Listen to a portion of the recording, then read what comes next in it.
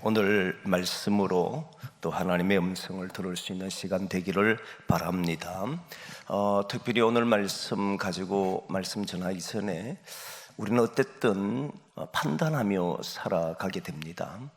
아무렇지 않게 지나가는 경우도 많지만 판단을 잘 해서 그 판단 때문에 유익함이 있는 경우도 있고, 또 판단을 잘못해서 그 판단으로 인해서 어려움을 당하는 경우들이 있습니다.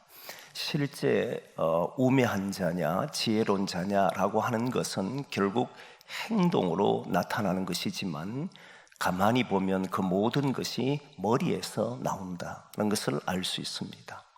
그래서 순간순간 우리는 판단을 잘해야 되고, 그 판단이 어떤 결과를 미치는가 그 생각을 하지 않고서 행동하게 되면 자칫 잘못하면 우매한 자처럼 그렇게 살아가게 될 뿐이잖아요.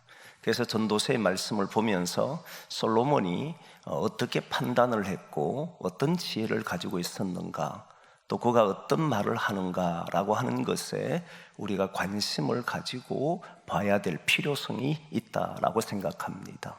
오늘은 특별히 전도서 7장 5절에서 10절까지의 말씀을 가지고 더 나은 생각이 무엇인가, 더 나은 판단이 무엇인가 하는 것으로 말씀을 드리려고 합니다. 제일 먼저 5절의 말씀을 보면 이제 지혜로운 자의 어떤 책망이 어리석은 자, 우매한 자의 노래보다 낫다, 이 표현을 써요.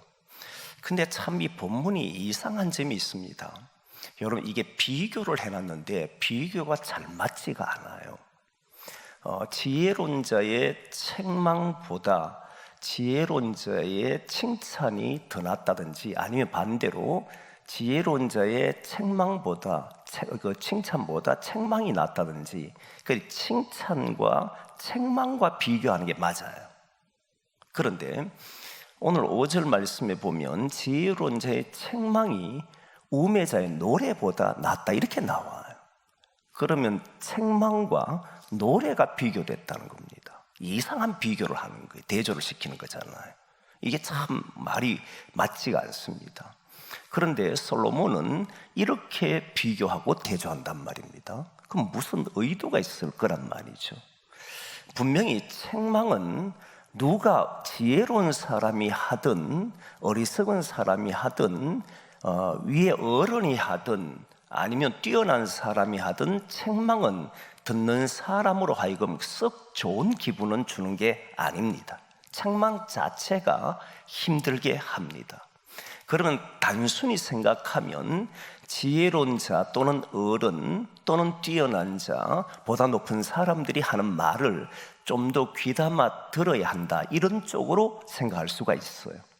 그래서 칭찬이나 이런 것보다 그들이 나의 부족한 점을 이야기할 때 그 지혜로운 자의 말은 우리에게 살이 되고 피가 된다라고 하는 쪽으로 말할 수 있습니다. 그런 의미로 쓰였다면 지금 우리들이 하는 말과 솔로몬이 하는 말이 거의 차이가 없어요. 근데 솔로몬은 이상하게 대조를 시켰다는 겁니다. 지혜로운 자의 책망이 우매자의 노래보다 낫다는 겁니다. 왜 우매자의 노래보다 지혜로운 자의 책망이 낫냐라고 했을 때, 솔로몬도 책망은 누구나 싫어한다는 걸 압니다. 책망을 좋아할 수 있는 사람은 없습니다. 우리의 잘못된 행동이든 아니면 태도든 그런 것을 보고 뛰어난 사람이 말을 할 때 그 말에 듣고 변화되는 사람도 쉽지 않아요. 사실은 누군가 이야기를 듣고 자기의 삶을 바꾸는 것, 그렇게 쉬운 게 아닙니다.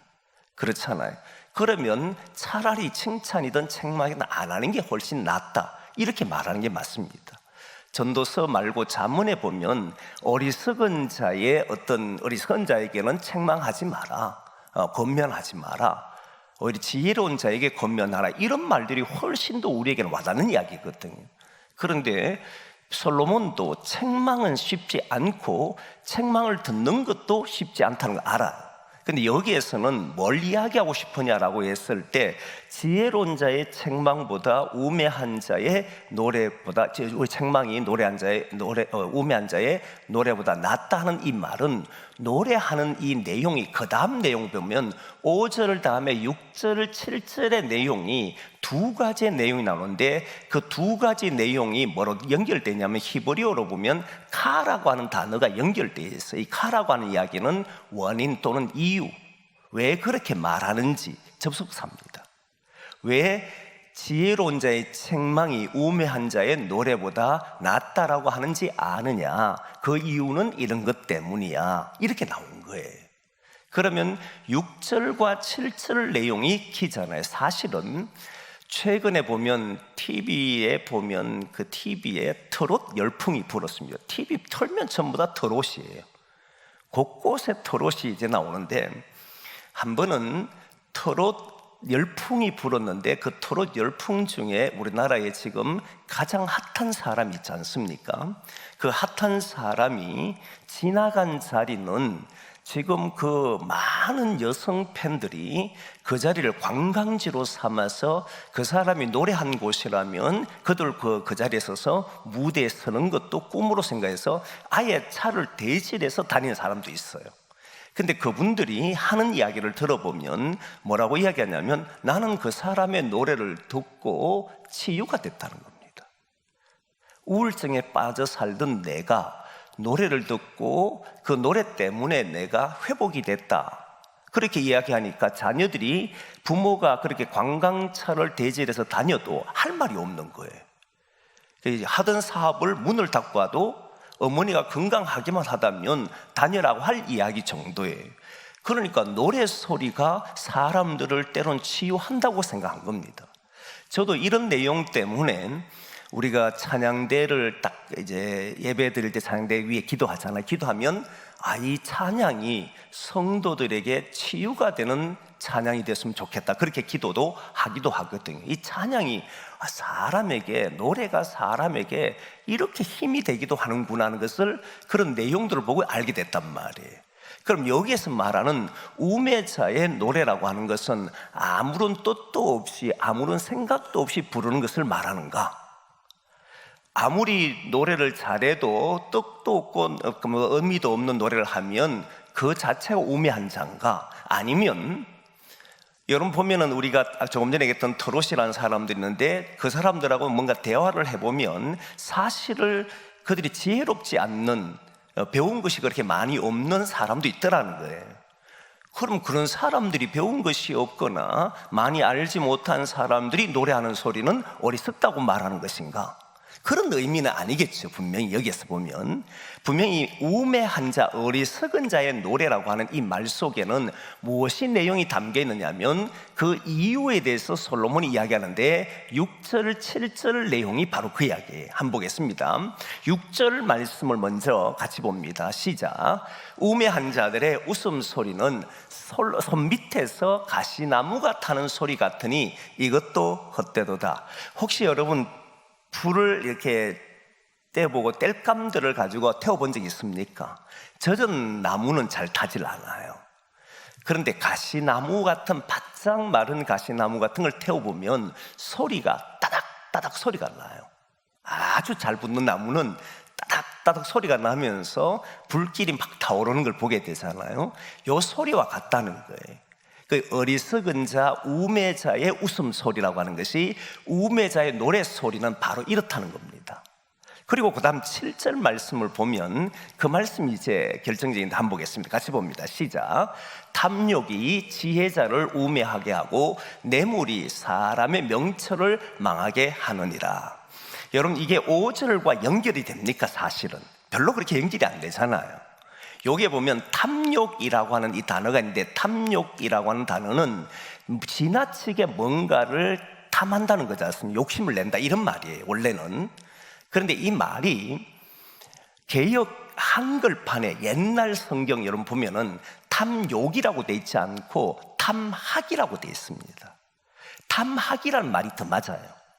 원래 히브리어에 우세크라고 한다는데 우세크라고 하는 단어가 뭐냐면 압제하다라고 하는 말이에요. 포악한 행동, 이런 말이거든요. 그래서 탐해가지고 그 탐한 것을 가지기 위해서 포악한 행동을 하는 것을 보고 탐학이라고 이야기합니다. 사전적으로 보면 학자가 포악할 때 학자예요. 탐하는데 포악한 짓을 해가지고 탐하는 이런 것을 보고 탐학이라고 이야기하는데, 여기는 탐욕이라고 돼 있다 보니까 단순히 어떤 지나치게 욕심을 내는 것으로 표현되어 있지만 그 표현이 아니고, 그 사람이 뭔가 지위를 가지고 힘 있는 자가 되는데 그걸 빼앗으려고 하니까 빼앗는 힘이 없잖아요. 지혜가 없는 거예요.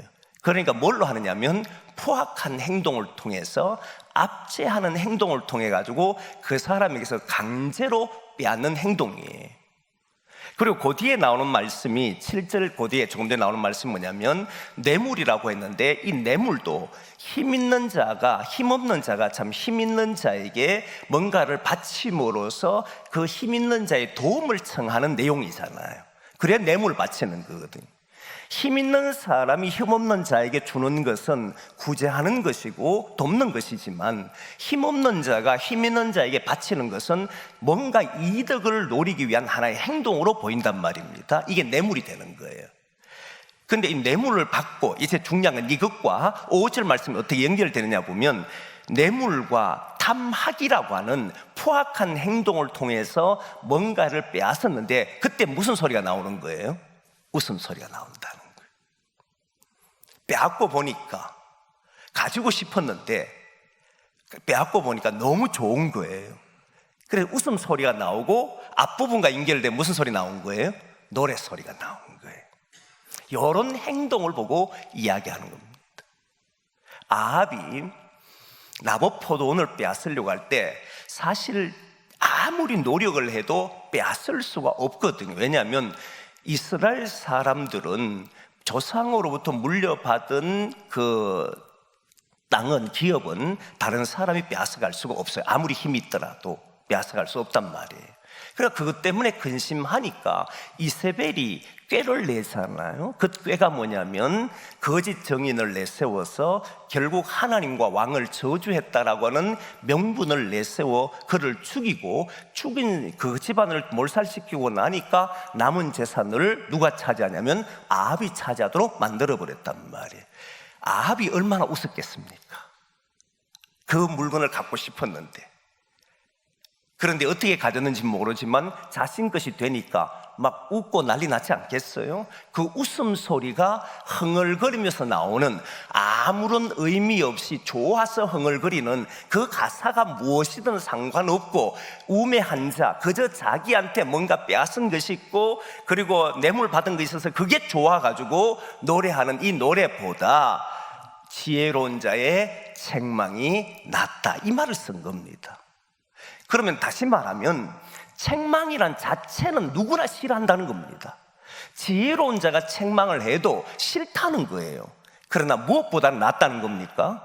포악한 행동을 통해서 탐악을 느끼는 자나 뇌물을 받아서 힘을 통해 자기에게 뇌물을 받은 그것을 통해서 웃는 소리보다는 훨씬 더 낫다는 거예요. 이렇게 보면 단순히 우리가 듣기 싫은 말이라 해도 그 지혜로운 자가 하는 말을 들어야지 하는 말에 중점이 있는 것이 아니고, 네가 가지고 있는 것을, 누군가의 것을 빼앗음으로써 웃는 그런 행동, 그런 행동에 문제가 있음을 이야기하는 거예요. 그것보다는 차라리 듣기 싫어도, 너무 힘들어도, 들어도 사실 잘 바뀌지 않는다 해도 지혜로운 자의 책망이 훨씬 더 나은 것이야, 이렇게 말하는 거예요. 사랑하는 성도 여러분, 혹시 우리가 살아가면서 너무 탐하는데 그게 내 것이 아닌데도 불구하고 내 것을 삼아놓고 막 웃는 그런 웃음, 이건 자신을 망하게 하는 것인 줄 알 수 있기를 바랍니다. 그런 것을 바라서는 안 돼. 차라리 그럴 것 같으면 듣기 싫어하는 소리를 듣는 것이 100번 더 낫다는 겁니다. 그래서 우리는 다른 것에서 탐악이라든지 뇌물을 통해서 자기 마음을 어둡게 하는 일들이 하지 않고, 오히려 지혜로운 자의 말을 들으려고 하는 것에 더욱 우리의 마음이 있기를 소망합니다. 그게 더 낫다는 거예요. 두 번째는 오늘 본문을 통해서 두 번째 하는 내용은 10절 말씀, 8절 말씀이 나오는데 8절 말씀 같이 한번 보겠습니다. 8절 말씀 시작.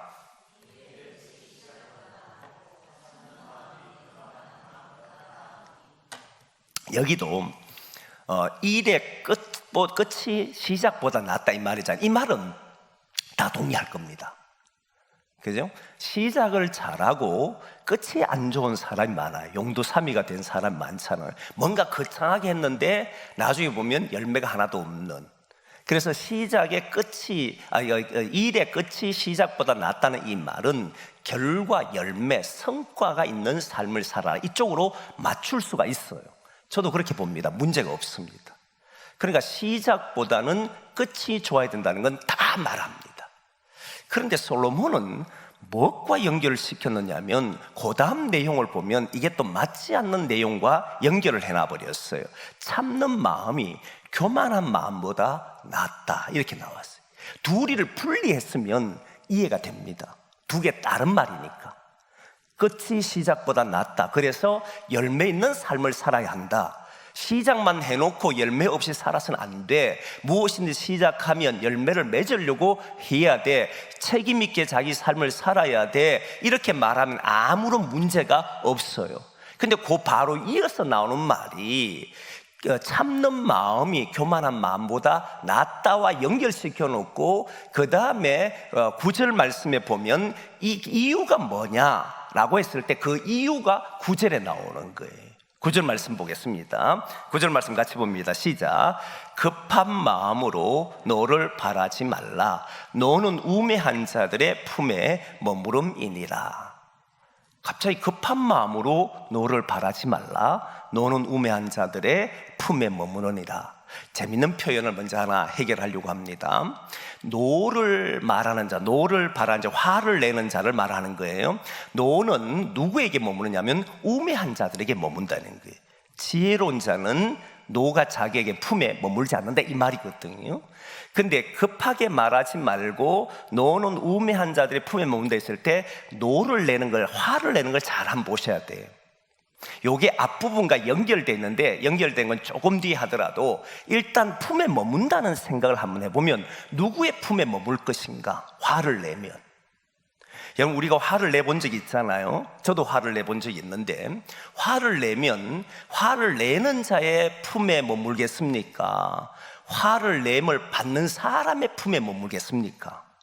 무슨 말 이해돼요? 내가 화를 내면 상대의 마음에 그것이 마음속에 남겠습니까? 아니면 화를 낸 사람의 마음에 남겠습니까? 라고 했을 때 처음에 저는 생각했을 때 당연히 화를 받는 사람의 마음에 상처가 될 거라 생각해요.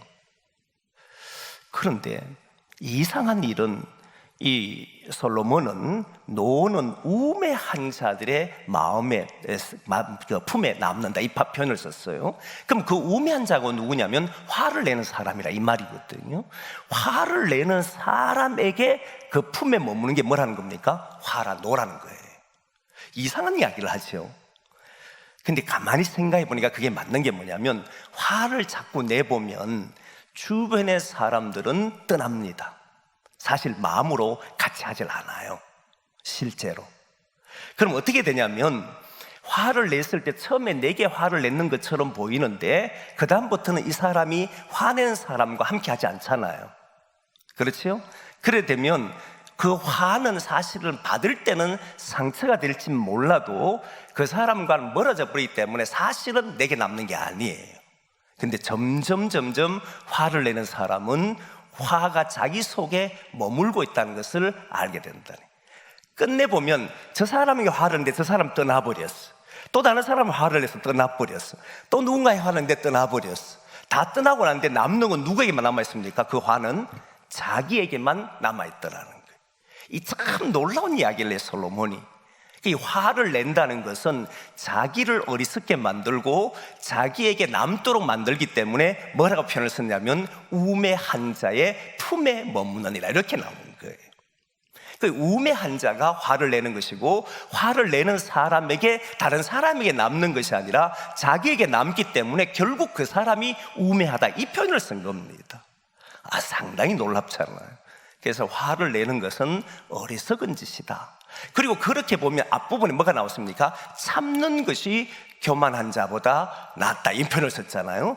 그런데 사실은 비교하려고 하면 겸손한 자와 교만한 자가 비교가 되는 게 맞아요. 그런데 솔로몬은 참는 자와 교만한 자가 대조가 됐단 말입니다. 이상한 대조를 하고 있지요. 이 내용을 보면 조금 전에 얘기했던 앞에 거와 이야기했던 우리가 화를 내는 것과 가슴에 남는, 품에 남는 것과 비교를 해보면 이게 맞다는 생각이 들잖아요. 교만하다는 것은, 내가 화를 낸다는 것은 내가 맞고 저 사람 틀렸고, 내가 위에 있고 저 사람 아래에 있고, 내가 지혜롭고 저 사람 지혜롭지 못하고, 내 행동이 옳고 저 사람 행동이 다르니까 화를 낸다고 생각한 거잖아요. 그런데 그럴 때일수록 뭐 하는 게 낫다는 겁니까? 참는 게 낫다는 거예요. 교만하니까 화를 낸다는 거예요. 내가 마치 대단한 사람처럼 생각하니까 소리를 지른다는 거예요. 그러니까 뭘 이야기하냐면, 화를 내는 사람은 우매하다, 우매한 사람은 화가 자기 품에 머문다, 이렇게 이야기한 거예요. 근데 앞부분에, 조금 전에 이야기했던 앞부분에 다시 보면 일의 끝과 시작을 비교했습니다. 이거 어떻게 연결되냐면, 여러분, 우리는 끝에 열매가 있어야 된다, 일의 성과가 있어야 된다, 이렇게 이야기를 할 수가 있는데, 이 내용이 조금 전에 이야기했던 뒷부분인 내용과 연결을 해버리면 참는 것이 교만한 것보다 낫다, 그리고 이야기할 때 급한 마음으로 너를 말하지 말라, 이렇게 이야기하잖아요. 이 전체 내용이 어떻게 흘러가느냐 하면, 어떤 일을 시작해 놓고 사람이 급하다는 거예요. 급하면 뭐가 일어납니까? 화가 일어납니다. 제가 이제 20대에 이런 일을 많이 했다고 이야기를 했잖아요. 그때 당시에는 문학의 밤이라고 해가지고 교회가 대단히 이제 12월 달, 보통 10월 달, 11월 달 되면 10월 달에 청소년들이 문학의 밤을 주로 해요. 그리고 12월 달 되면 성탄절에 10월 달 했던 내용 중에 또 발표 한 번씩 하고, 이렇게 1년에 한 2차례 정도 옛날에 했지 않습니까? 그때 해보면 일의 전체 계획을 세워본 적이 있어요. 임원이다 보니까 계획을 세워놓고 막 일을 하는데 후배들이 안 따라줄 때가 많아요. 근데 시간은 자꾸 촉박해지는데 내 생각한 대로 안 따라주니까 이게 속에서 화가 나잖아요. 마음이 급해지고 화가 나니까 어떤 일을 주로 했느냐면, 어디에 모여 집합, 이런 이야기를 참 많이 합니다. 집합해놓고 애들을 훈계하고 야단을 치고, 때로는 소리를 지르고, 때로는 폭력을 행하고, 뭐 이런 일을 하게 되더라는 거예요. 하다 안 되면, 준비하다가 뭔가 했는데 뜻대로 안 되면 거기에서 막 소리를 지르잖아요. 성격이 급해지기 시작하면 뭐가 일어나냐면 화가 일어난다는 겁니다. 참는 것보다 자신이 뭔가 대단한 것처럼 말하는 게 오히려 미련하다, 이렇게 본 거잖아요. 이 열매를 맺기 위해서는 그때 했던 모든 내용들의 핵심이 뭐냐면, 이게 잘 돼야 돼, 이게 성공해야 돼, 이게 성과가 있어야 돼, 이 계획한 일들이 누가 봤을 때도 아름다워야 돼, 그러니까 너는 이렇게 하는 게 맞아, 그렇게 해서 막 몰아붙였고 실제로 그렇게 성과를 냈단 말입니다. 그리고 났을 때 무엇이 남느냐 보니까 아무것도 남질 않았어요.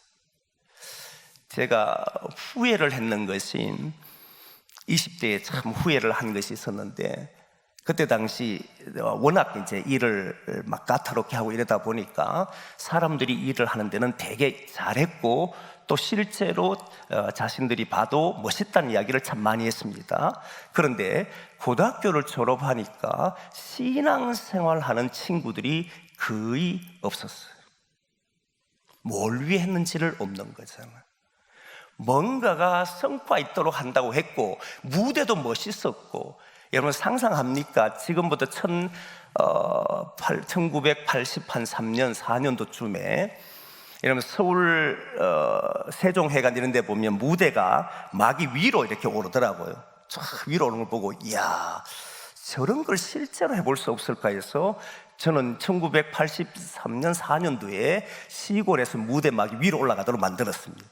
사람들이 놀랬지. 그때 많은 사람을 잡았습니다. 야단도 많이 치고 막 소리도 지르고, 그래서 사람들 때는 환호도 많이 했지요. 그런데 고등학교 졸업하니까 이런 말을 합니다. 직장 생활하고 내려온 친구가 이런 말을 해요. 형, 형한테 배운 것은 참 많습니다. 그런데 저는 교회는 안 다닙니다. 딱 그래 이야기해요. 그때 제가 충격을 어마어마하게 받았습니다. 내가 무엇을 위해서 그렇게 했던가. 아무리 성과가 좋다 할지라도 성급하게 말하지 말고, 분노해서 어리석게 행동하지 말고, 오히려 참는 것이 교만한 밤보다 낫다는 것이 오늘 전도서를 읽어보니까 그때 깨달았다면 이 어리석은 행동을 하지 않았을 텐데, 이걸 이제 깨닫게 돼요. 여러분 일을 해보면요 압니다. 교회 일을 하든 무슨 일을 하든지 해보면 참는 것보다 화를 내는 게 쉽습니다. 근데 참지 못하고 화를 내면 우매 한 자의 소리와 같고, 그리고 그것이 교만한 사람과 일치하고, 교만한 사람들이 성급해지고 열매는 좋은 걸 낸지 모르지만 사실은 성경에서 말하는 하나님이 말씀하는 열매가 아닌 경우들이 훨씬 더 많더라는 거예요. 그런 의미에서 이 일의 끝이 시작보다 낫다, 이 말을 하는 겁니다. 분명히 이 일의 끝이라고 하는 것은 성과인데, 그 성과는 하나님이 기뻐하는 성과를 말하는 겁니다. 하나님이 원하는 열매를 말을 해요. 그렇다면 하나님이 원하는 열매는 중간에 우리가 어떤 잘못된 행동을 통해서 열매만 내면 된다라고 하는 말이 아니라는 거예요.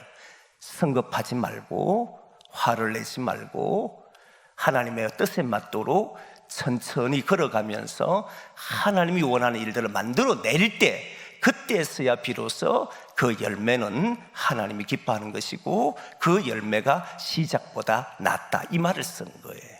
사랑하는 성도 여러분, 우리가 무엇을 이루기 위해서 성급하게 행동하지 말고, 또 자기 스스로 화를 이기지 못해서 교만한 모습을 드러내지 말고 오직 선한 열매를 위해서 그 길을 걸어가기를 소망합니다. 그 삶이 주님이 원하는 지혜로운 자의 행동이다, 이 말씀이에요. 마지막 오늘 하나 말씀, 10절 말씀입니다. 10절 말씀 같이 보겠습니다. 시작.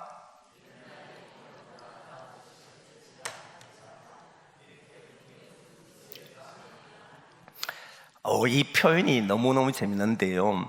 옛날이 오늘보다 나은 것이 어쩌미냐, 옛날이 오늘보다 낫다, 이렇게 묻는다는 거잖아요. 그건 어리석다는 거예요. 다시 말하면 오늘이 옛날보다 낫다는 거예요. 여러분 어떻습니까?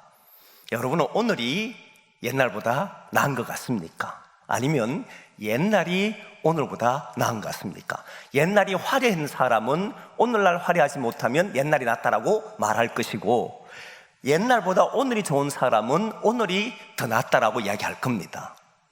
근데 이 본문은 그런 의미가 아니에요. 지혜와 연결되어 있잖아요. 오늘 본문에 보면 옛날이 오늘보다 낫다라고 말함이 어쩌미뇨 그래놓고 이렇게 묻는 것은 지혜가 아니다라고 했어요. 이 말은 이렇게 말하는 것은 지혜자의 모습이 아니야, 지혜로운 자의 행동이 아니야, 이 말이잖아요.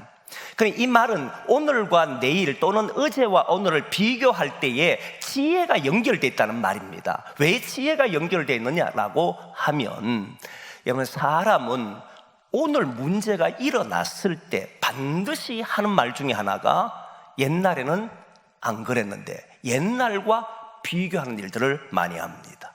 예전에 우리 교회는 아니었는데, 예전에 우리 집은 아니었는데, 옛날에 나는 이렇게 살지 않았는데, 옛날에는 옛날에 다 이렇게 이야기하는 일은 오늘 뭔가가 일어났기 때문이에요.